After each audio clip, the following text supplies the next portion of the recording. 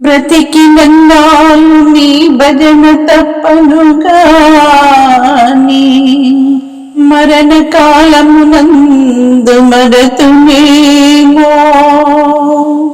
ఆ వేళ యమదూతనాగ్రహంబున వచ్చి ప్రాణముల్ పెకిలించి పట్టునప్పుడు ఉపవాద పైత్యముల్ కప్పగా భ్రమచేత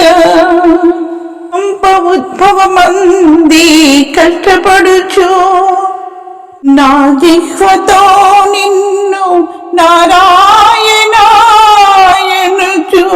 వినుతునో వినువనేను.